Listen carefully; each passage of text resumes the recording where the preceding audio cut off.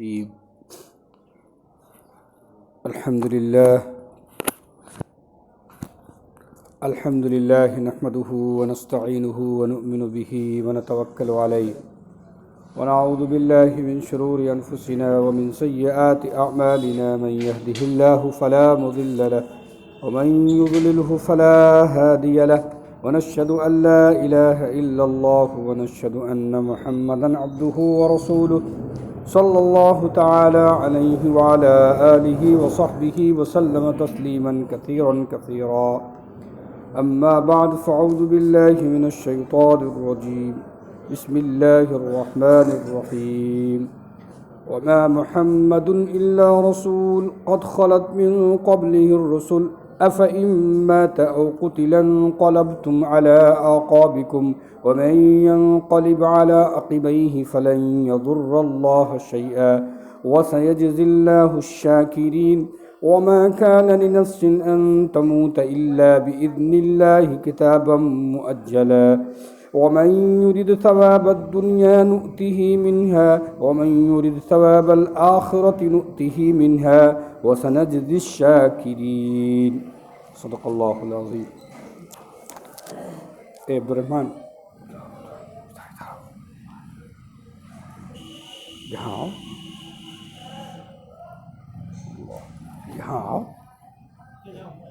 بزرگوں، دوستوں، دینی بھائیوں، قرآن کریم کی یہ آیت کریمہ جو آپ حضرات کے سامنے ابھی بھی پڑھی گئی ہیں، ان آیات کریمہ میں اللہ تعالیٰ نے غزوہ احد، جو جنگ احد کا واقعہ چل رہا تھا، وقتاً فوقتاً اللہ رب العالمین نے کچھ آیتوں میں اشارہ کرتے گئے اور کبھی تفصیل اور کبھی مختصر بتاتے گئے. اب اسی سے متعلق یہ آیتیں ہیں، غزوہ احد سے متعلق. یہ آپ کو معلوم ہے کہ غزوہ احد کا جو نقشہ تھا وہ آپ حضرات کے سامنے اس سے پہلے آ چکا ہے کہ وہ 50 تیر انداز جو ایک ٹیلے پر متعین کیے گئے تھے، اور اللہ کے پیغمبر امام الانبیاء سرور کونین جناب رسول اللہ صلی اللہ علیہ وآلہ وسلم نے یہ فرما دیا تھا کہ کچھ بھی ہو جائے، پرندے گوشت ہم لوگوں کا نوچتے ہوئے نوچ رہے ہوں تب بھی تم یہاں سے نہ ہٹنا، تب بھی نہ ہٹنا، یہاں سے ہٹنا نہیں ہے. لیکن بہرحال جب جنگ کا پانسا شروعات میں کفار جو دشمن تھے امام الانبیاء کے، وہ بھاگ رہے تھے اپنی جان کو بچا کر کے. وہ عورتیں جو آئی تھیں مشرکین کی طرف سے، وہ بھی اپنے پائچے اٹھائے ہوئے بھاگی کہ ہم تو گئے. مسلمان یہ صحابہ کرام ان پر حاوی ہو چکے تھے، وہ بھاگ رہے تھے، اور بالکل یہ بات یقینی تھی کہ فتح شروع ہو گئی. یہ نظارہ جب ٹیلا والوں نے دیکھا، اس 50 تیر اندازوں نے، تو یہ یقین کر لیا انہوں نے کہ فتح ہو چکی ہے. اب یہ لوگ بھاگ رہے ہیں، اب کوئی مسئلہ نہیں ہے، ہم لوگ نیچے آ سکتے ہیں اور جو سامان ادھر ادھر بکھرا پڑا ہے یا مال غنیمت چھوڑ کے بھاگ رہے ہیں اس کو سمیٹیں. حضرت عبداللہ ابن جبیر جو ان کے سربراہ تھے، سردار تھے، انہوں نے روکا کہ نہیں، میرے آقا نے روک دیا، یہاں سے کچھ بھی ہو جائے سامنے ہمیں ہٹنا نہیں. لیکن ان کی اپنی وہ رائے تھی. تو وہ تقریباً 38 لوگ وہاں سے ٹیلے سے اتر گئے تھے، 12 لوگ بچے تھے بس.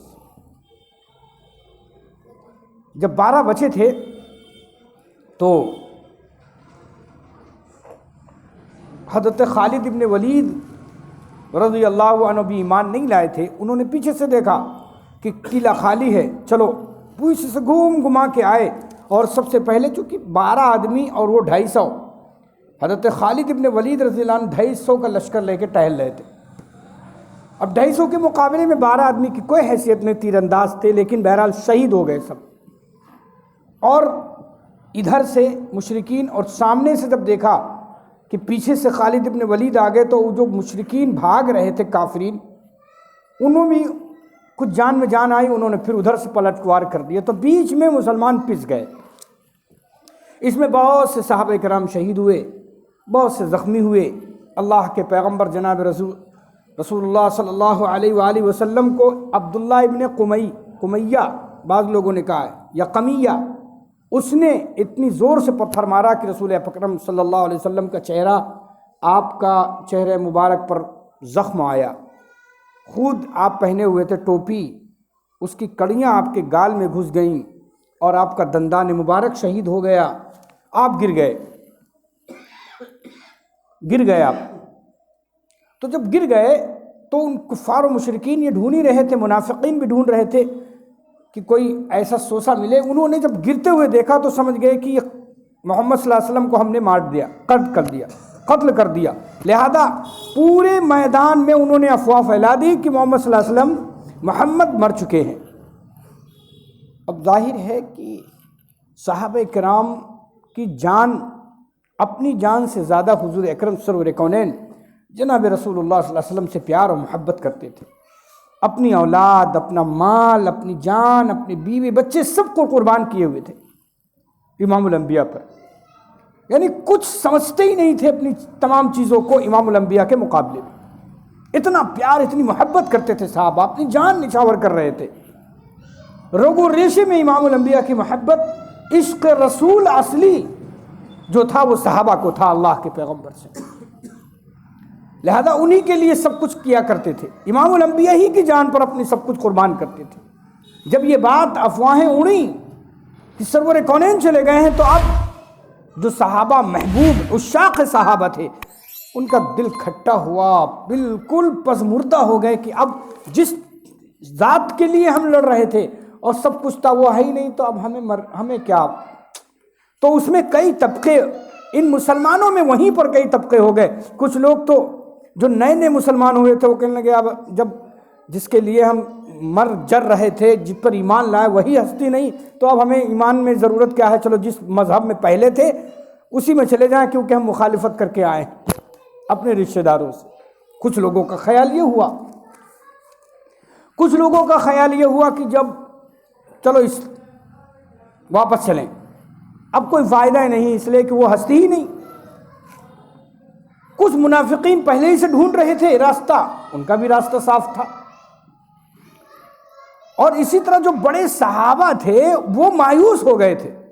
کچھ صحابہ ہاں تھے، انہوں نے للکار کر کہا ان کو جو پسمردہ ہو گئے تھے کہ کیا تم جس ذات کے لیے لڑ رہے تھے اور جو ذات شہید ہوئی آج، جس کام کے لیے، جس دین کے لیے شہید ہوئی، چلو اس دین پر قربان ہو جاؤ۔ تو وہ گھس گئے اور لڑتے لڑتے شہید ہو گئے۔ کچھ ایسے بھی تھے۔ اللہ رب ذوالجلال نے یہ سارا نقشہ میرا مالک دیکھ رہا، سب کی جو حالات تھی، اپنے اپنے خیالات تھے، وہ اللہ جانتا تھا کہ محمد صلی اللہ علیہ وسلم نہیں ہیں تو پھر اب جینے سے کیا فائدہ۔ تو کچھ لوگ تو کھج گئے، جینے سے کیا فائدہ، گھس گئے اور شہید ہو گئے۔ کچھ لوگوں کا حال یہ تھا کہ وہ اسلام سے پھرنے کی چکر میں تھے کہ اسلام سے پھر جائیں۔ کچھ لوگوں کا خیال ہوا تو چلو مدینے واپس چلے جائیں، اب کوئی فائدہ نہیں۔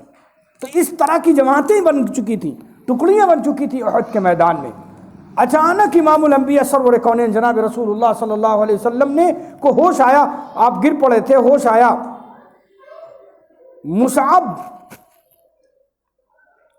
مصعب ابن عمیر رضی اللہ تعالیٰ عنہ آپ کے پاس اکیلے تھے صرف۔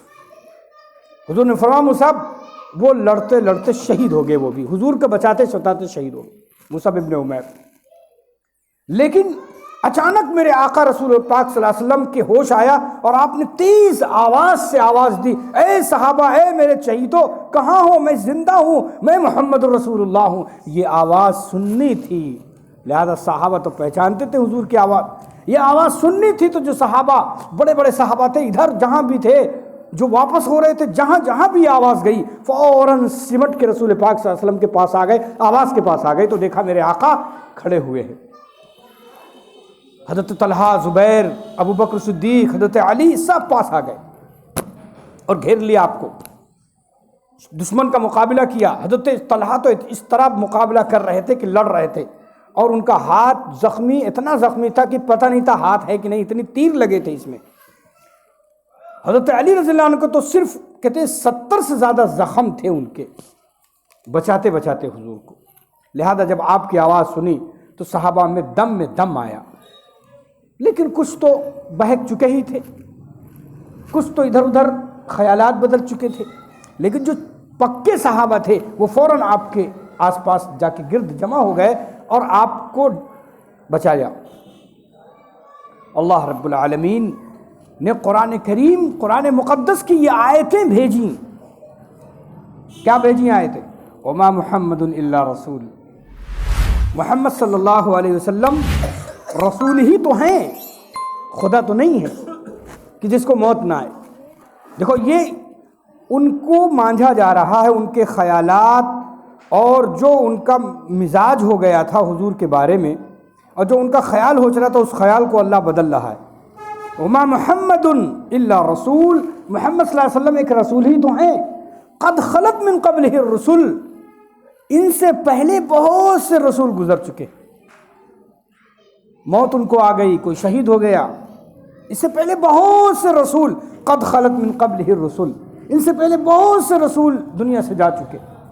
تو ظاہر ہے 1,24,000 کم و بیش تو ہو ہی چکے تھے، میرے آقا تو آخری پیغمبر تھے، لہذا اللہ نے ان کو یہ خبر پہنچائی کہ نہیں، تم کو تو اس دین پر جو محمد صلی اللہ علیہ وسلم لے کر آئے ہیں اپنی جان و مال کو قربان کرنا ہے، ثابت قدم رہنا ہے، ان کے جانے سے تمہارا دین نہیں چلا جائے گا۔ کہاں ہو تم؟ وما محمد الا رسول، محمد صلی اللہ علیہ وسلم صرف ایک رسول ہی تو ہیں، قد خلت من قبلہ الرسل، بہت سے رسول پہلے گزر چکے۔ افئن ماتا، کیا اگر وہ انتقال کر جائیں، اللہ فرما رہا ہے کہ اگر محمد صلی اللہ علیہ وسلم انتقال کر جائیں، او قتلا، یا شہید ہو جائیں، انقلبتم علی اعقابکم، کیا تم الٹے پاؤں پھر جاؤ گے اسلام سے؟ جیسا کہ خیال ہو چلا تھا کہ اب جینے سے یا اب اسلام میں رہنے سے کیا فائدہ، وہ ہستی نہیں، تو اللہ فرما رہا کہ اگر وہ دنیا سے چلے جائیں، جیسے کہ بہت سے رسول کو وفات ہوئی ہے، یہ شہید کر دیے جائیں، قتل کر دیے جائیں، کیا تم اسلام سے پھر جاؤ گے؟ کیا الٹے پاؤں اپنا تم بدل جاؤ گے، مرتد ہو جاؤ گے؟ یہ ارتداد خیال آ گیا تھا بہت سے صحابہ کا۔ اللہ نے ان کو تنبیہ فرمائی صحابہ کو، اور پھر اللہ نے ایک قاعدہ بتایا، قاعدہ اصول کیا بتایا؟ وَمَن يَنْقَلِبْ عَلَىٰ عَقِبَيْهِ، اور جو الٹا پاؤں پھرا اسلام سے، جس نے منہ موڑا، رخ موڑا، فَلَن يَضُرَّ اللَّهَ شَيْئًا، وہ اللہ کا کچھ نہیں بگاڑے گا، اپنا ہی بگاڑے گا۔ فَلَن يَضُرَّ اللَّهَ شَيْئًا، وہ اللہ کا کچھ نہیں بگاڑے گا، وہ اپنا ہی بگاڑے گا، اپنا ہی نقصان کرے گا۔ وَسَيَجْزِي اللَّهُ الشَّاكِرِينَ، اور اللہ شکر گزاروں کو بہترین بدلہ دیں گے۔ جو شکر گزار رہے، یعنی میدان میں جمے رہے، ہر حال میں شہید ہو گئے، ڈٹے رہے، اللہ ان کو بدلہ دیں گے۔ جو پھر گئے، جو واپس ہو گئے، جو منافقین کے ساتھ ہو گئے، ان کا حال بہت برا ہے، ان کا حال بہت برا ہے۔ یہ اللہ نے اس بات کو صاف کر دیا۔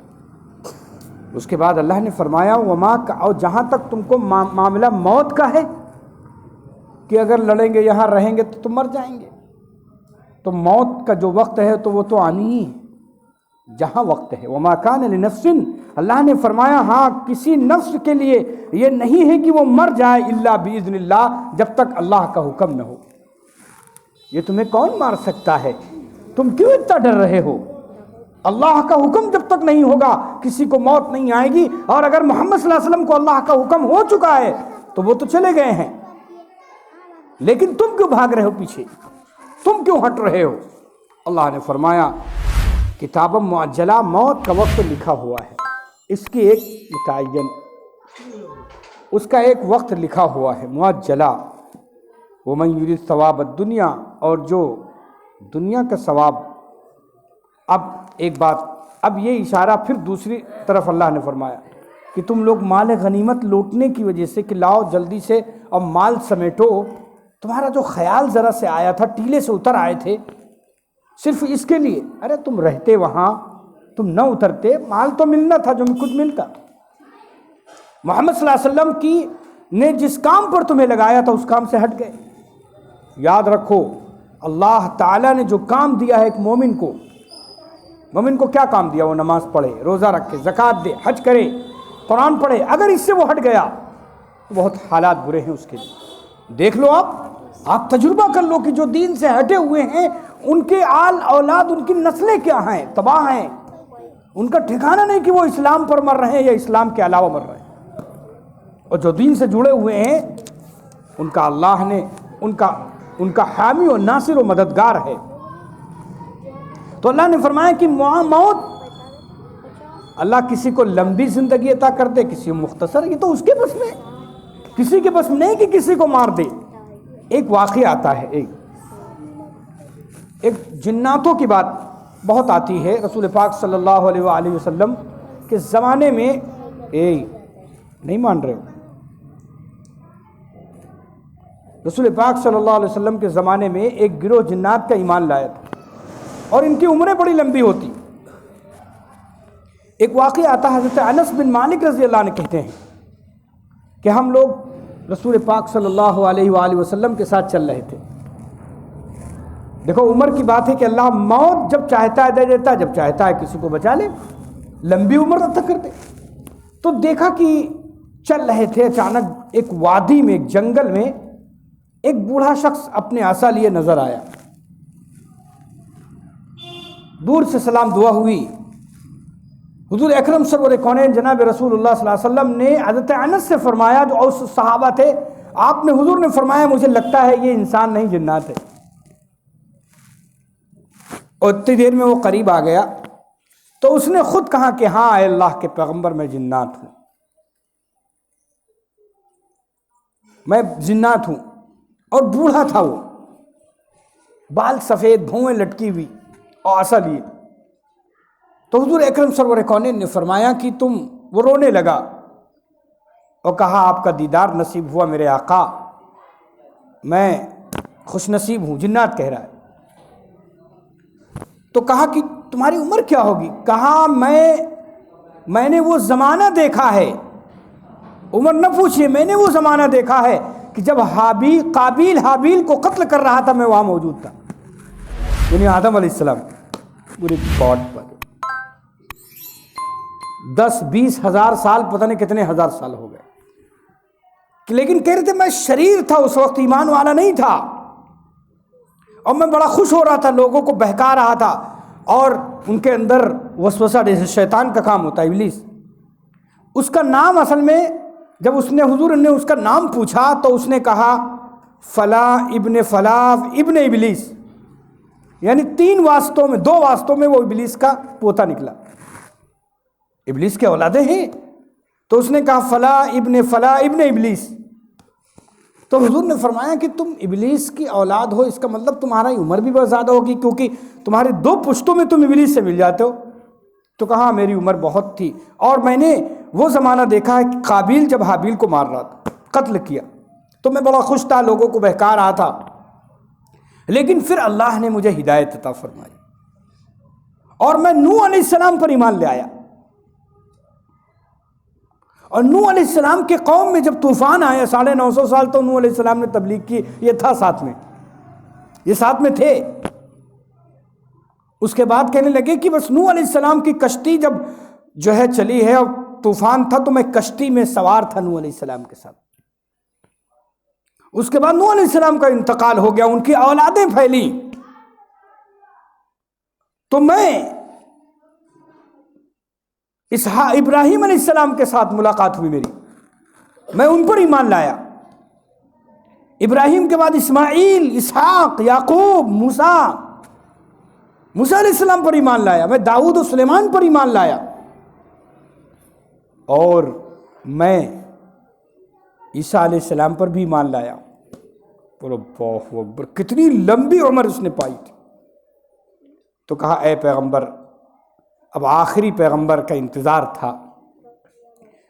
عیسیٰ علیہ السلام نے مجھ کو آخر میں جب میں وہ سولی پر یا اللہ کے اٹھائے جانے سے پہلے مجھ سے کہا تھا کہ ایک آخری نبی آپ کے بارے میں بتایا تھا کہ جب تمہاری آخری نبی سے ملاقات ہو تو میرا سلام کہہ دینا، عیسیٰ علیہ السلام نے کہا تھا۔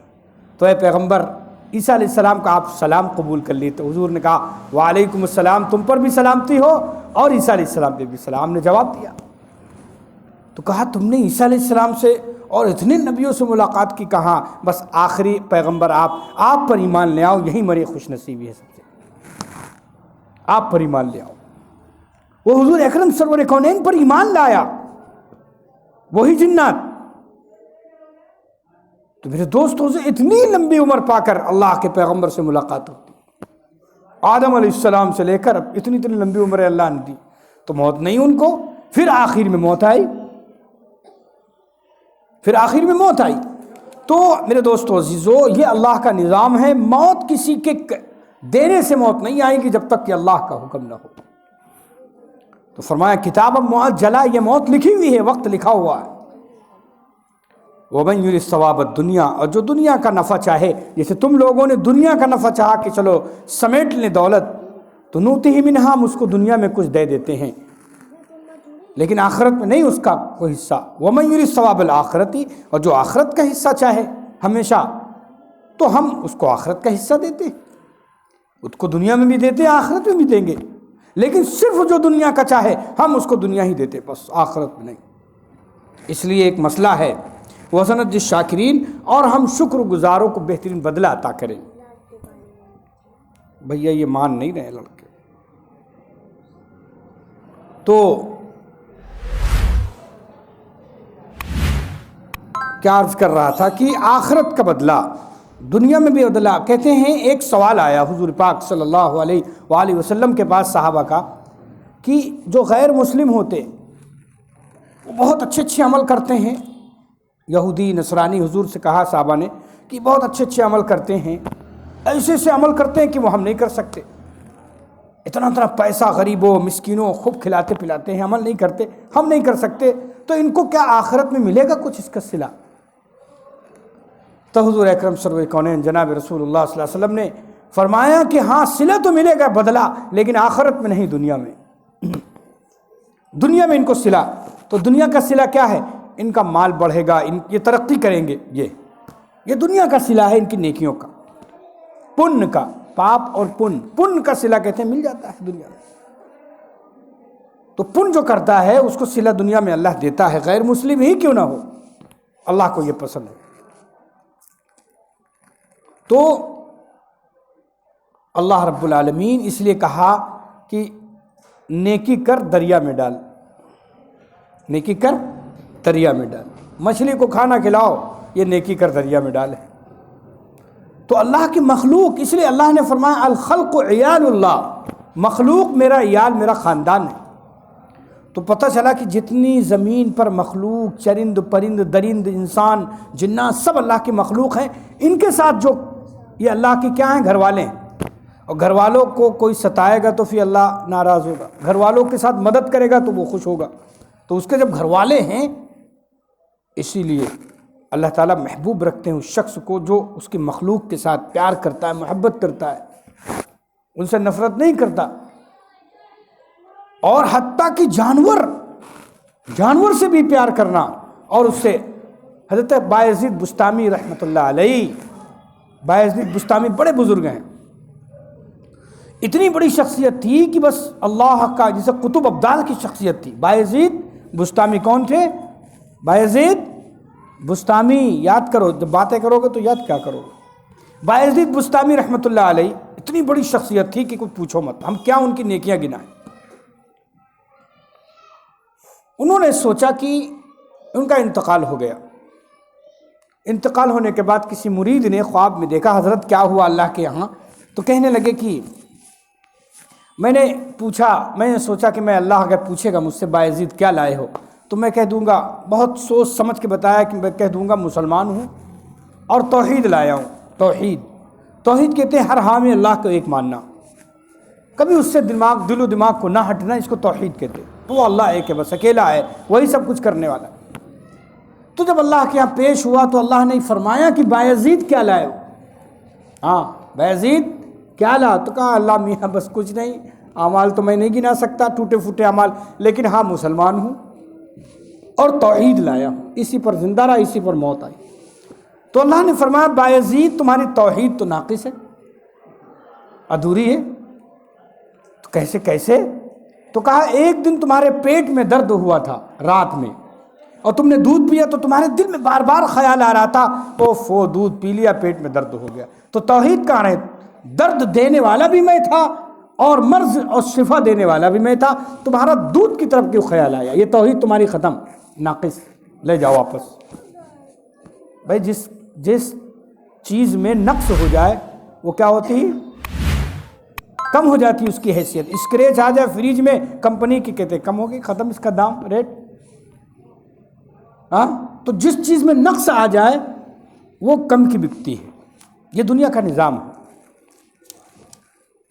جس چیز میں کمی آ جائے وہ کم بک حیثیت ہے۔ لیکن یاد رکھو اللہ جو بوڑھے لوگ ہیں وہ اللہ کے ہاں کم حیثیت تھوڑی نہ ہوتے ہیں۔ اللہ کا معاملہ یہ ہے کہ جو جتنا زیادہ تقوی اختیار کرے گا اللہ کے ہاں اس کی حیثیت ہوگی، چاہے وہ بوڑھا کیوں نہ ہو جائے۔ تقوی اللہ کو بہت پسند ہے، جتنا تقوی اختیار کرے اللہ کے ہاں اس کی حیثیت۔ تو بایزید بستامی سے اللہ نے فرمایا کہ تمہارے یہ ادھوری ہے، ناقص ہے، لے جاؤ۔ اب بایزید کہنے لگے میں کیا پیش کروں اللہ میاں، اب تو سب کچھ ختم، اب میرے پاس کیا ہے؟ تو پھر اللہ تعالیٰ نے دیکھو، جب اللہ تعالیٰ کی محبت جوش میں آتی، کیونکہ اللہ کے محبوب بندے تھے، اللہ صرف امتحان لے رہا تھا ان کا، تو کہنے لگے بایزید تمہارا ایک عمل مجھے بہت پسند آیا۔ کیا ہے؟ اے باری تعالیٰ کیا ہے؟ کہا ایک سردی کی رات تھی، ٹھٹرتی ہوئی رات تھی، ایک بلی کا بچہ، یہ چھوٹی سی ننھی مخلوق بلی کا بچہ آیا، تم نے اس کو اپنی رضائی میں لحاف میں رکھ لیا، اس کو بڑا مزہ آیا گرم پا کر وہ لحاف، اور اس نے وہاں سے دعا کی تھی تمہارے لیے۔ یہ عمل تم نے میری چھوٹی سی مخلوق پر رحم کھایا، تو جو خالق و عرش ہے کیا تم پر رحم نہ کرے گا؟ جاؤ تم پر رحم کرتا ہوں، تمہاری مغفرت کی جاتی ہے۔ یہ ہے اللہ کو پسند کہ چھوٹی سی مخلوق پر رحم کھا لیا، اللہ کو پیار آ گیا، محبت آ گئی۔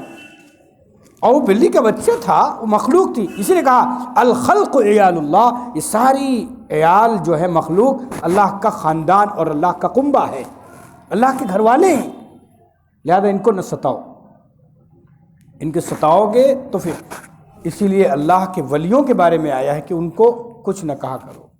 الا ان اولیاء اللہ، جو اللہ کے ولی ہیں، کہ اگر جو اللہ کے ولی کو ستاتا ہے، پھر وہ ایک معشوق تھا، عاشق، دونوں جا رہے تھے، آپ شہر نکل جاؤ، لکھنؤ جو پارکیں ہیں دیکھو کیسے جوڑے ٹہلتے رہتے، تو وہی ٹہل لیتے، تو اچانک ایک اللہ والے بیچارے آ رہے تھے، کہیں ان کا کیا کچھ ٹہنا لگ گیا، کیا لگا نہیں لگا، اس کی معشوقہ گر گئی، آؤ نتاؤ، غصے میں اس نے سمجھا کہ اسی بڑھؤ نے گرایا ہے، آؤ نتاؤ، 3-4 جھاپڑ مار دیے بڑھؤ کے، بیچارے بڑھؤ اللہ والے کیا تھے، وہ چپے صبر کر کے کہ چلو جوان ہیں دونوں، عاشق معشوق ہیں، وہ آگے چلے گئے۔ اسی وقت سے اس بیوی کے، اس عورت کے معشوقہ کے پیٹ میں درد شروع ہو گیا، وہ ڈاکٹر کو لے کے بھگا، اس کے بعد ڈاکٹر نے چیک اپ کیا، یہ کچھ نہیں، کوئی بات نہیں، درد کہاں سے ہو رہا ہے پتہ نہیں چل رہا، ڈاکٹر اندازہ نہیں لگا پا رہے۔ آخر میں ڈاکٹر عاجز ہو گئے تو پوچھنے لگے اس نوجوان سے کہ بتاؤ کہاں سے آئے ہو؟ کہا فلاں جگہ سے۔ کہا کوئی واقعہ ہوا؟ کہا کہاں، بہت یاد کے، کہاں ایک بڑے میاں سے ٹھوکر لگی تھی تو میں نے ان کو مارا تھا۔ کہا بس یہی وجہ ہے، ان کی وجہ سے یہ ہوا تمہارے درد بیوی کے، جاؤ ان سے معافی مانگو۔ یہ بیچارے ککر جو ہے تلاش کر رہے ہیں، معشوق صاحب، عاشق صاحب تلاش کر رہے، اللہ والے کہاں گئے بزرگ، دیکھا تو وہ مل گئے۔ کہا مجھے معاف کر دو، میری بیوی کے بہت درد ہو رہا ہے، بڑھو معاف کر دو، بڑھو مجھے مارا، یوں تو کچھ، تو کہا میں نے تو کچھ نہیں کیا۔ تو بہت دیر کے بعد منت سماجت کر کے اس کو ادھر معاف کرنا تھا کہ ادھر درد ختم ہو گیا۔ پھر وہ اللہ والے کہنے لگے کہ دیکھو تمہارے معشوقہ کو تھوڑی سی تکلیف ہوئی تو تم نے غصہ ہم پر اتارا، میرا بھی کوئی معشوق ہے، جب تم نے مجھے مارا تو میرے معشوق کو تکلیف ہوئی، میرے اللہ کو تکلیف ہوئی، لہذا اس نے کیا کر دیا، ذرا سے نس موڑ دی اور تمہاری بیوی جو ہے ٹہلتے حالت خراب کر دی، ذرا سے نس دبا دی اللہ کا حکم سے۔ تو یہ اللہ کا معاملہ، اس لیے کہتے ہیں اللہ والے جو ہوتے وہ اللہ کے عاشق ہوا کرتے ہیں، ان کو نہ ستایا جائے۔ تو میرے دوستو عزیزو، یہ اللہ کا جو فرمان ہے وَسَنَجِّ الشَّاكِرِينَ کہ ہم نیکوکاروں کا اچھا بدلہ دیا کریں. اس لیے کوشش کریے، اچھے بننے کی کوشش کریے. ہمارے کسی عمل سے کسی کو تکلیف نہ ہو، ہماری زبان سے، ہمارے ہاتھ پیروں سے، چاہے کوئی بھی ہو تکلیف نہ ہو، اس کا خاص خیال رکھو. یہی آج کا پیغام ہے، درس ہے. اور پھر ایک واقعہ اس سے جڑا ہوا ہے دوستو، ہم کیا بتائیں.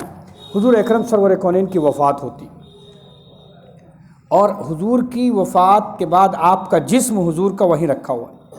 صحابہ چونکہ عاشق اتنا عاشق تھے، حضرت عمر کا یہ حال تھا کہ تلوار لیے صحن میں ٹہل رہے تھے مسجد کے، کوئی مجھ سے نہ کہے کہ حضور کی وفات ہو گئی، میں اس کی گردن اڑا دوں. حضرت عثمان غنی کا حال یہ تھا کہ کوئی سلام کرتا تو جواب نہیں دیتے تھے، ان کے ہوش ہی نہیں تھے. سارے صحابہ کا یہ عالم تھا کہ بس کیا ہو گیا. ایک ذات تھی جو ابوبکر صدیق رضی اللہ عنہ کی ذات تھی، جس کے ہوش و حواس تھے. منبر پر چڑھتے ہیں اور ایک خطبہ دیتے ہیں. کیا خطبہ دیتے ہیں؟ من کان یعبد اللہ، جو اللہ کی عبادت کرتا تھا وہ سن لے کہ فإن اللہ حی، اللہ زندہ ہے، وہ نہیں مرا ہے، اللہ زندہ ہے، اس کو انتقال نہیں ہوا. ومن کان یعبد محمدا، اور جو محمد صلی اللہ علیہ وسلم کی عبادت کرتا تھا جان لے کہ فإنہ مات، وہ انتقال کر گیا. تو یہ جب بات، پھر یہ آیت پڑھی یہی وما محمد الا رسول. دیکھو 7 سال پہلے نازل ہوئی تھی، لیکن اس کا اثر حضور کی وفات پہ دکھائی دیا. پھر یہ آیت پڑھی کہ محمد صلی اللہ علیہ وسلم رسول ہی تو ہیں. اس سے پہلے بہت سے رسول گزر چکے، اگر ان کا انتقال ہو جائے یا شہید ہو جائیں تو کیا تم الٹے پاؤں پھر جاؤ؟ کیا تم اپنے ہوش بدل دو گے؟ جب یہ آیت پڑھی، خطبہ دیا، تو صحابہ کو ہوش آیا. رے تو حضرت عمر کہتے ہیں کہ ابو بکر جو یہ آیت پڑھ رہے تھے تو لگ رہا تھا کہ آج ہی یہ آیت جبرائیل لے کے آئے ہیں، آج ہی یہ آیت اتری. اس طرح اثر ہوا اس آیتوں کا اور اس خطبے کا جو ابو بکر صدیق رضی اللہ تعالیٰ نے دیا. حق ادا کر دیا اپنی دوستی کا، اپنی یاری کا اور یار غاری کا، کہ نبی پاک صلی اللہ علیہ وسلم کی وفات کے بعد جو دین کو سنبھالنے والے وہ کون ہیں؟ ابو بکر ہیں. ورنہ مرتد ارتداد شروع ہو گیا تھا، وہی حال جو جنگ احد کے حالت میں ہوا تھا. ابو بکر صدیق رضی اللہ نے اس معاملے کو سنبھالا اور سب کے ہوش آ گئے. یہ وہ زمانہ تھا. اس لیے میرے دوستو عزیزو، تو یہ آیت اس بات کو بھی کہتی ہے کہ نہیں، اگر کوئی بڑا چلا جائے گا تو دین نہیں جائے گا، دین باقی ہے، دین رہے گا قیامت تک. مولانا الیاس رحمۃ اللہ علیہ کب آئے تھے؟ دعوت و تبلیغ کا جو کام شروع ہوا تو کیا ان کا انتقال کے بعد دعوت و تبلیغ بند ہو گئی؟ نہیں، اللہ نے خوب بڑھایا اس کو. مولانا قاسم نانوتوی رحمۃ اللہ علیہ یا شاہ ولی اللہ محدث دہلوی رحمۃ اللہ علیہ دہلی میں جو مدرسے قائم ہوئے وہیں سے دین کی شروعات ہوئی، علم کی. تو کیا ان کا انتقال کے بعد علم بند ہو گئے، مدرسے ختم ہو گئے؟ نہیں، اللہ نے پورے ہندوستان میں خوب مدرسوں کا جال بچھا. تو نہیں، بڑے کے جانے کے بعد دین کا سلسلہ ختم نہیں ہوگا بلکہ جاری رہے گا. ثابت قدم رہنا ہے، مضبوط رہنا ہے، اپنے ہاتھ پیروں کو دین پر ثابت قدم رکھنا ہے. یہی ایک مومن کی شان اور اس کی عظمت ہے. اور پھر اللہ اس پر وسنجزی الشاکرین، ہم ان کو بدلہ دیں گے، بہترین بدلہ دیں گے. اللہ تعالی ہم سب کو عمل کی توفیق نصیب فرما. دعا کر لیں. الحمدللہ رب العالمین، یا اول الاولین یا آخر الاخرین یا ذا القوة المتین یا ارحم الراحمین. اللہم صلی علی سیدنا و نبینا مولانا محمد وعلی آلہ وصحبہ اجمعین. اے اللہ ہمارے گناہوں کو معاف فرما، خطاؤں کو معاف فرما. اے اللہ نفس و شیطان کے دھوکوں سے ہم سب کی پوری امت کی حفاظت فرما. اے اللہ جو بیمار ہیں ان کو شفا عطا فرما دے، صحت عطا فرما دے. اے اللہ جو پریشان حال ہیں ان کی پریشانیوں کو دور فرما. یا میرے مولا، میرے آقا، جو مقروض ہیں غیب سے قرضے کی ادائیگی کا انتظام فرما دے. اے اللہ جو بے اولاد ہیں صاحب اولاد بنا دے. اے اللہ جو بے نکاح ہیں نیک سالے جوڑے نصیب فرما دے. اے اللہ جو جس لین سے پریشان ہیں تیرے بندے ان کی پریشانیوں کو دور فرما دے. اے اللہ ان کی پریشانیوں کو دور فرما دے. اے اللہ ہمارے والدین کی مغفرت فرما، اور جن جن کے والدین اس دنیا میں ہیں سب کی مغفرت فرما. یا اللہ اس کہنے کو بھی قبول فرما اور سننے کو بھی قبول فرما لے. ان بچوں کو بھی قبول فرما لے، آگے نسلوں کو پوری اے اللہ عالم اسلام کی حفاظت فرما. ایمان کی حفاظت فرما یا اللہ، یہ بڑے ہو کر دین کے داعی، دین کے سپاہی، قرآن کریم کے پڑھنے پڑھانے والے، دین کو پہنچانے والے بنے، دین پر ثابت قدم رہنے کی توفیق عطا فرما لے۔ ربنا تقبل منا انك انت السميع العليم وتب علينا انك انت التواب الرحيم سبحان ربك رب العزة عما يصفون وسلام على المرسلين والحمد لله رب العالمين۔ اس کو لگا